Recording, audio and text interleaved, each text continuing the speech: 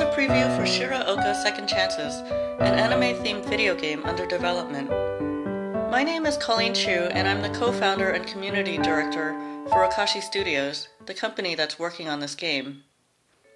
I was originally planning to do one big video, giving a full overview of the game as well as an update on all the progress we've made recently, but we realized there was just way too much to be covered in a single video.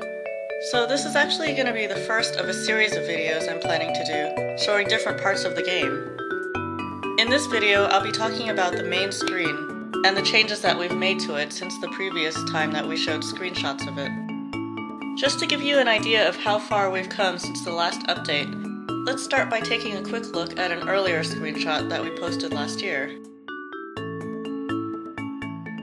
And now this is what the main screen looks like in our game. The first thing you'll probably notice is that we decided to go with a more neutral color scheme.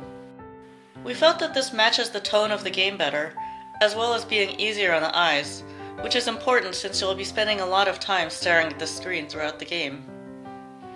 Also, we listened to community feedback from our forums, and chose a new font for the stat names that's easier to read. The stat panel and the buttons have been made larger, and we added these two new sub-panels on the sides. This side shows the current date in the game, and these meters show your character's current fatigue levels, physical and mental. We decided it would be easier for you to track progress using a number rather than a bar, but we still kept the bar to tell you how close you are to reaching the next level, or losing a level, whichever the case may be. You can right-click on the screen anytime to see the background image without all the buttons and panels on top. The buttons on the left side are the day-to-day activities you can choose from. For each week of school or weekend, you'll choose one activity from the list that your character will focus on. Activities have different effects and animations depending on if it's a weekday or weekend, and some girls may be more or less likely to go out with you depending on if it's a weekday or weekend. Quickly going down the list, the activities you can focus on are studying literature, studying science and math, studying art and music, exercising, chatting with friends, personal hygiene and grooming, or resting. So let's do one of these activities, say science and math. All the buttons and panels slide off the screen, and you're shown a short chibi animation of the player doing the activity. There's different outcomes for each activity depending on how well you perform the activity, and these have different effects on your stats and fatigue levels above. Also, as I mentioned before, there could be a different effect depending on if it's a weekday or weekend. A large part of the game focuses on juggling these different activities to try to get the stats that you want. Characters may treat you differently depending on your current stats, and your stats could also affect what dialogue options or event branches become available to you.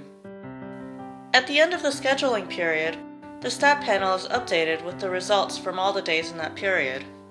Then you're brought back to the main screen and allowed to pick a new activity for the next period. You can pull up the calendar to see what activities you've done in the past, as well as what holidays or special events have taken place or are scheduled for the future. Speaking of events, there's other ways you might spend your days besides just doing these activities. You can open up your phone book and call one of your friends who has given you their number, and schedule a time to hang out with them or just chat. We'll cover dates in more depth in a future video. For now, let's just do some more activities.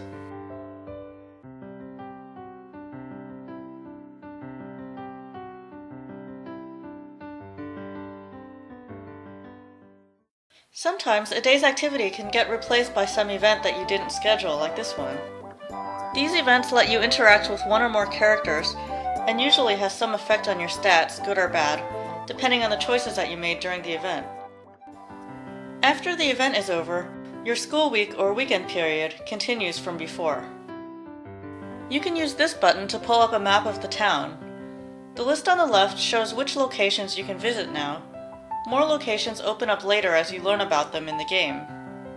Many of these are places where you can schedule to meet someone, though some are only used in plot events. You can use this button to summon the angel Satsuko and ask her for her advice on how you're doing. You can also ask her to show you your character sheet, or even spend experience points if you have any saved up. The point system was mentioned earlier in our character generation video from last year, and we'll probably do another video sometime in the future covering the experience system in greater detail.